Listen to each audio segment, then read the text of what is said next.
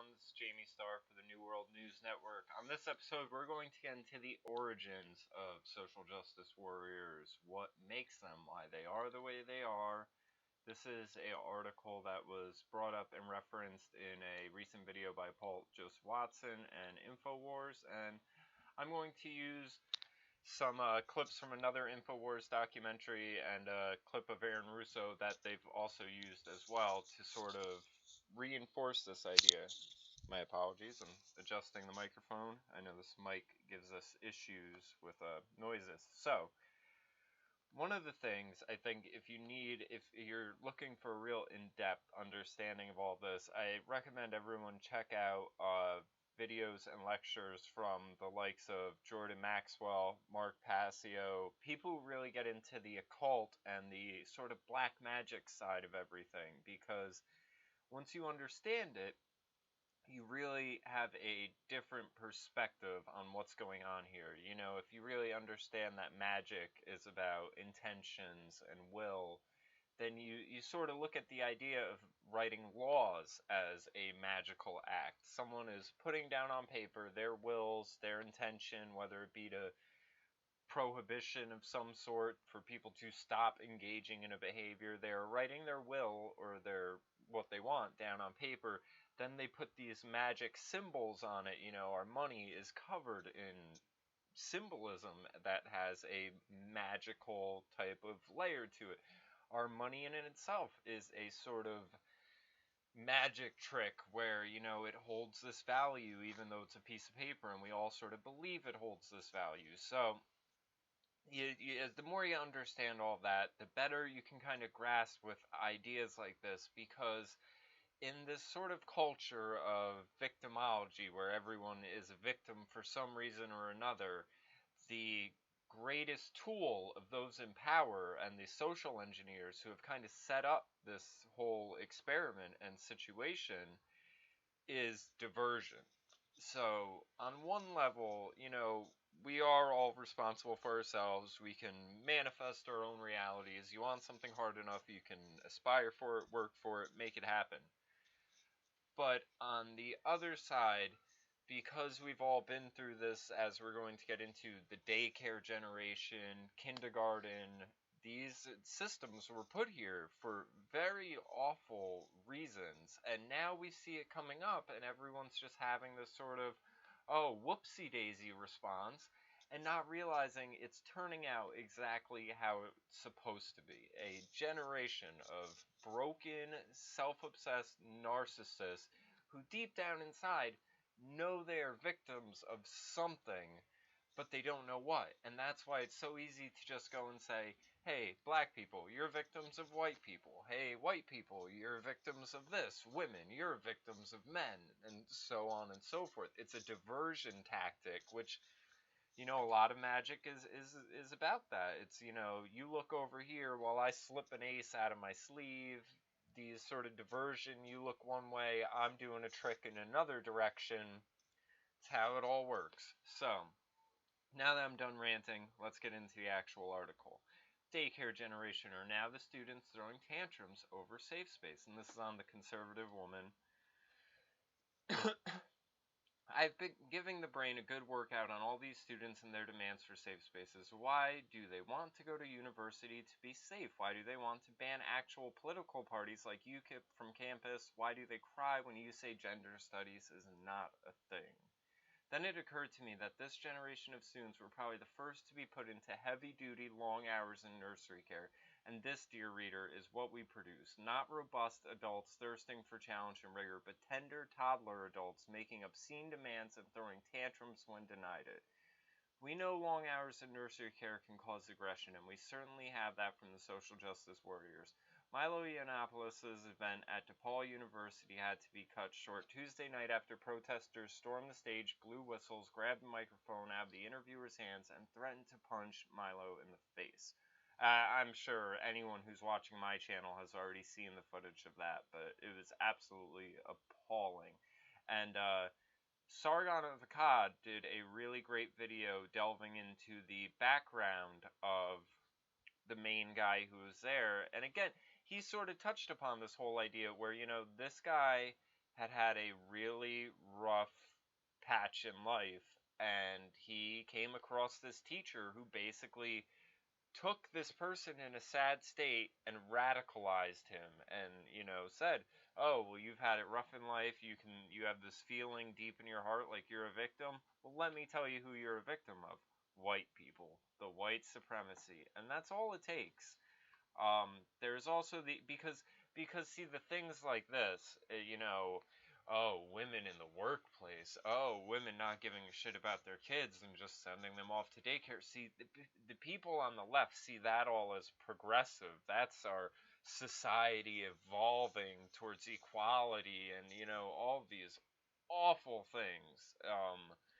And because it's looked at in that sort of light, same thing with abortion. Oh, abortion is a woman's right. Like, the idea that you have a right to murder a child is ridiculous. I just sort of wish these things were talked about the way they are, rather than having these warm, fuzzy euphemisms put around them.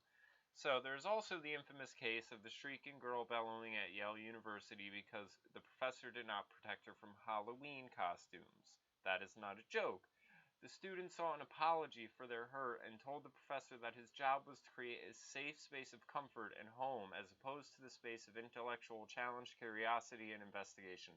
This shrieking girl bellows that the university was not about creating an intellectual space, but creating a home here, and that he should step down from his position as master. For someone who demands a safe space, she sure did swear a lot. Again, another video I'm sure everyone has seen by now.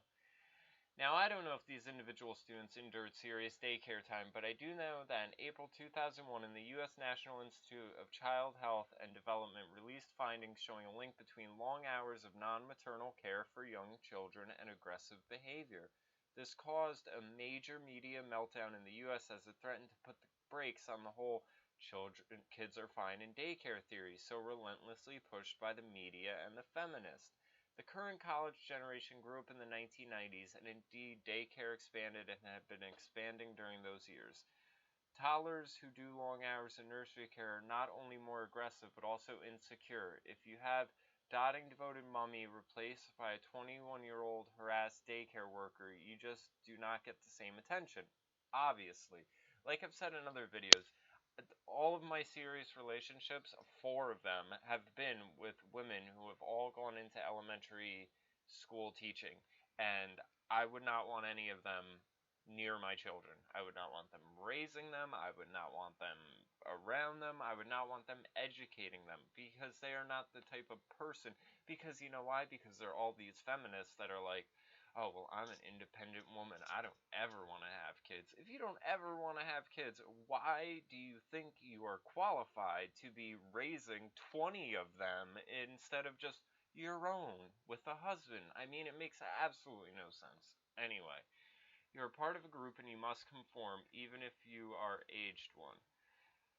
So if they did not have that safe space, and that's, again, we'll get into other of this, but there's the majority of reasons of education is not education, it is socializing, and it is the peer pressure and conforming to peer pressure. And we see that now following with people outside of college, and now they're in their peer groups for life on the Facebook Nation.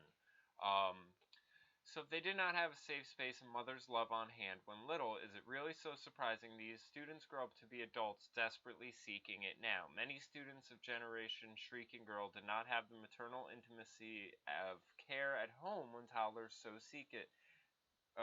So they seek it out now to fill that void that grew in daycare.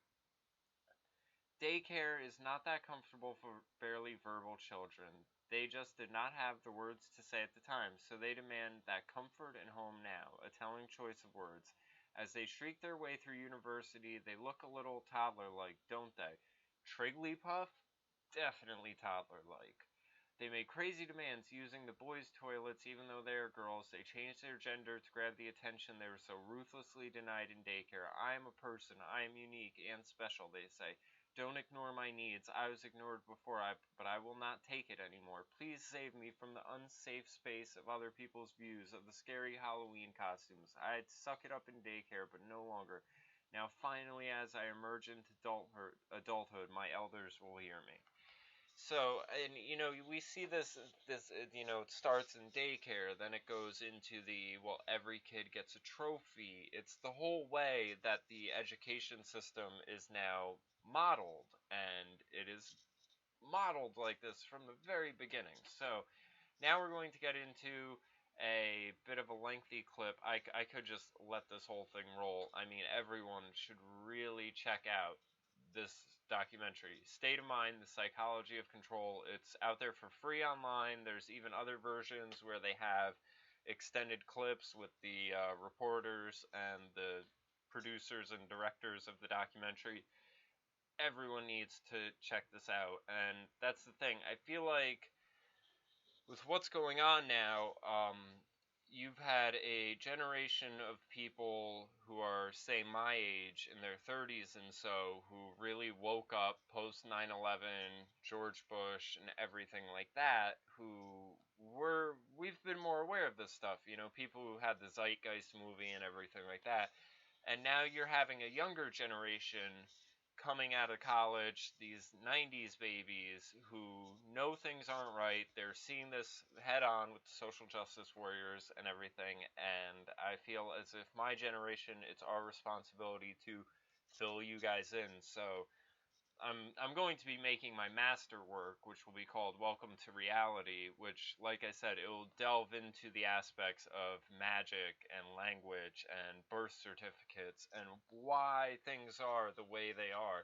Because when you really understand that all of these systems were put in place, whether it be the taxation of Britain, this pedophilia shit coming back that was around in Greece and Rome, and all this stuff, none of it's new. None of it's new. It's all come before. And America is just now under this conglomeration of all of it, and it's yielding such awful results. And it's what was supposed to happen, because none of it is new. Or so whenever you have these politicians like Obama or Bush or any of them trying to pull these, oh well, we did this, we bailed out this industry, or we fucking inflated the housing market and now everything's collapsing, whoopsie daisy. It's not a whoopsie daisy. It's always the intentional intentions of it to fuck everything up. Because when they fuck everything up, who do you ask for help? The same people that fucked it all up. It's insanity. The definition of insanity is doing the same thing over and over and expecting different results. Anyway, let's get into some more background on the educational side of things.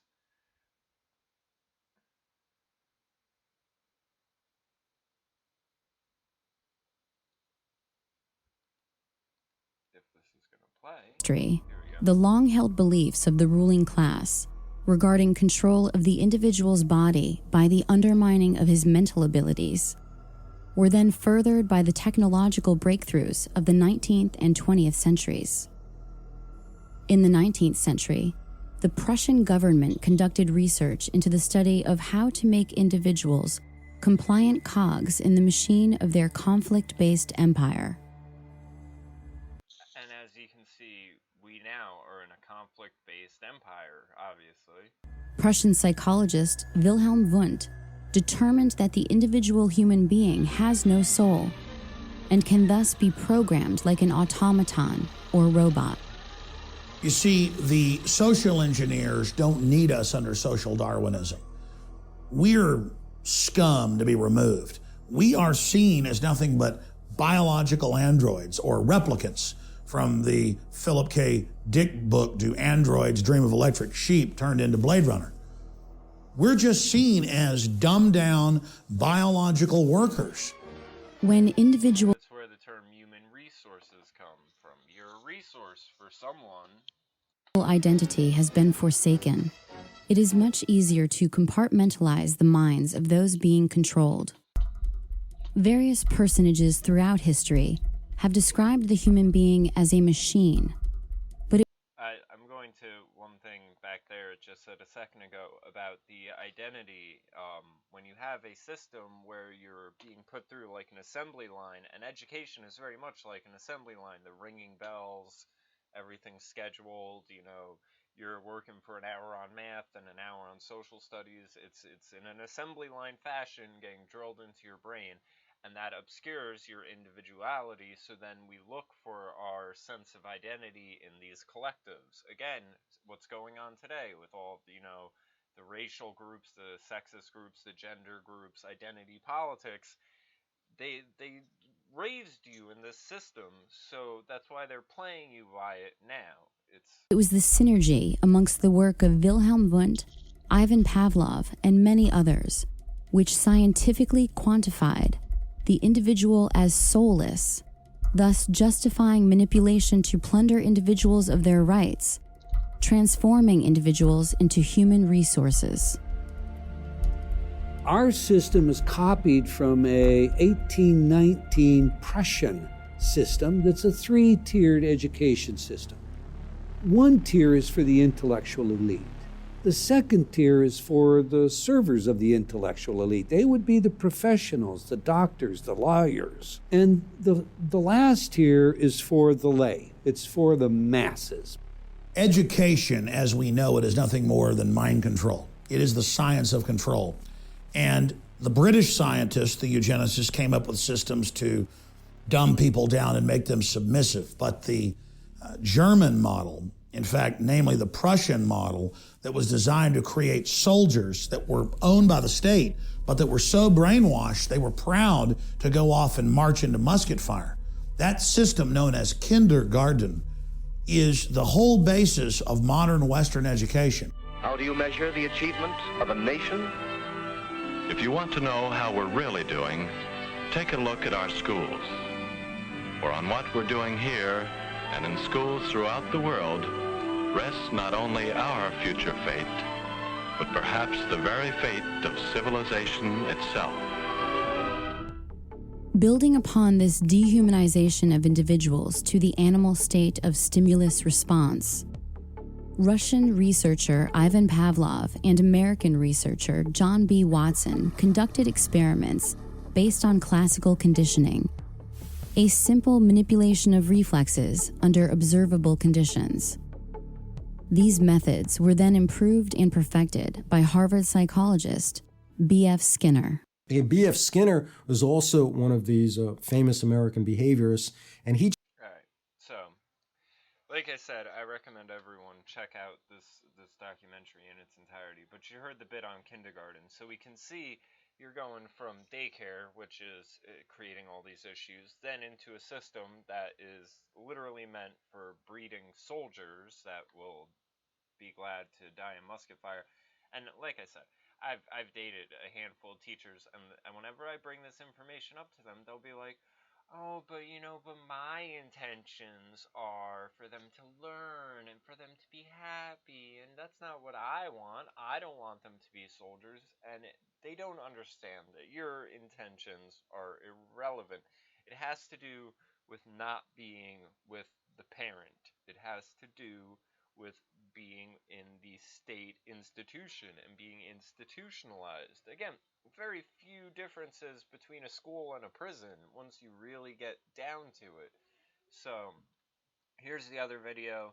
Again, this has been used by InfoWars numerous times. Well, one of the things they told me was that he was at the house one night, and we were talking, and he started laughing. He said, Aaron, what do you think women's liberation was about?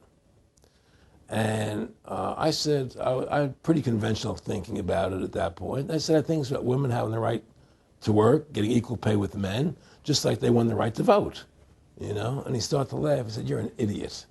And I said, why am I an idiot? He said, let me tell you what that was about. We, the Rockefellers, funded that. We funded women's lib, And we're the ones who got all over the newspapers and television, the Rockefeller Foundation. He says, and you want to know why? He says, there were two primary reasons.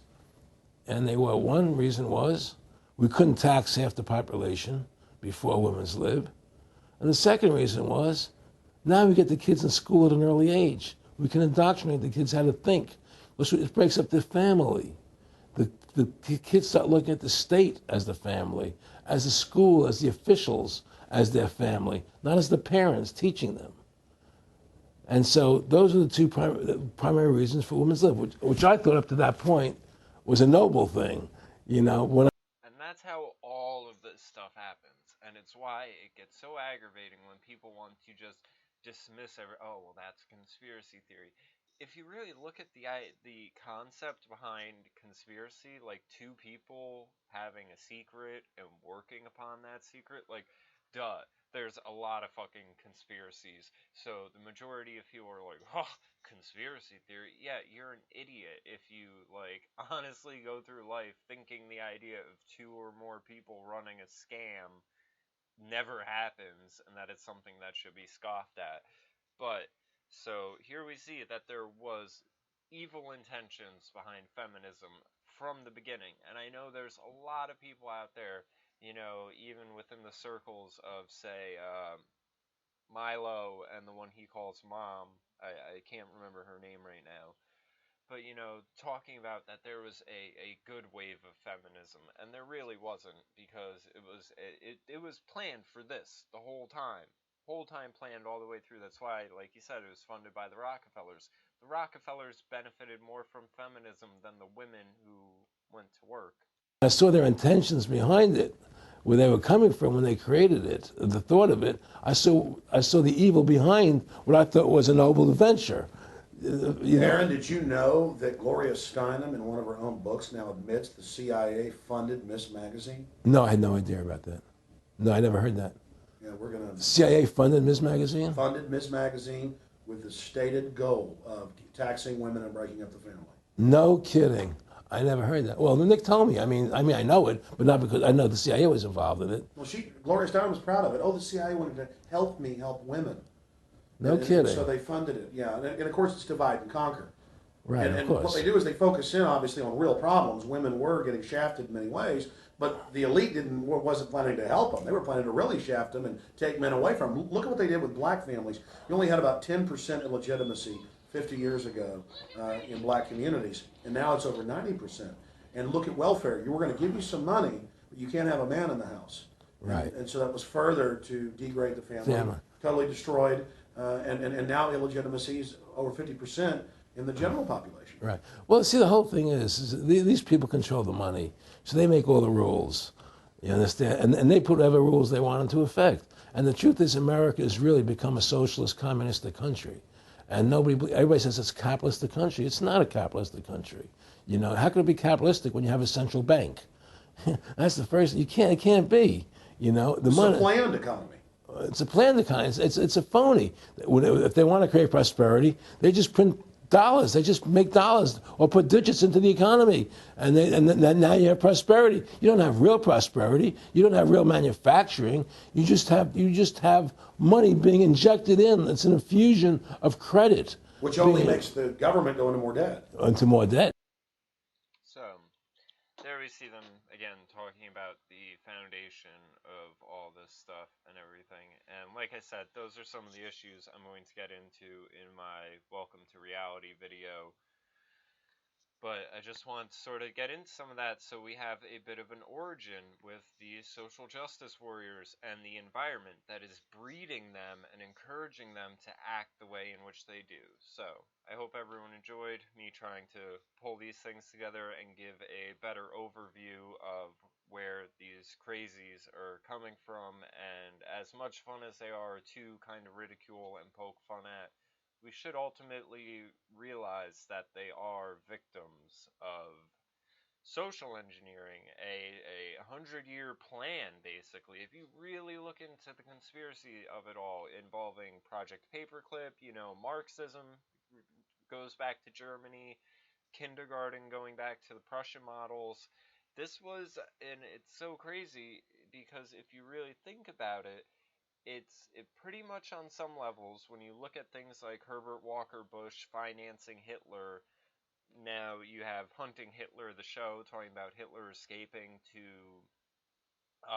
Argentina, and the British royalty always having a Nazi scandal every other year. It really starts to look like the Nazis didn't lose World War II.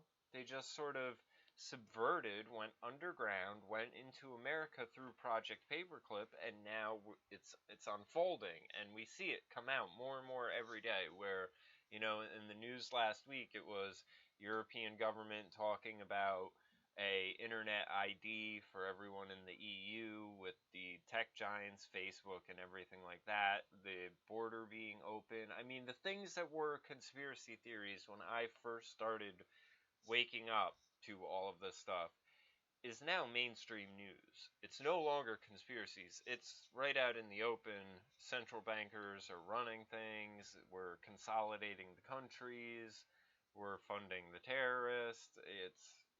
It's ridiculous. It gets a little bit overwhelming as far as stuff to cover because everything is so important right now. This is such a crazy time to be alive. So, hope everyone enjoyed this video. Enjoy.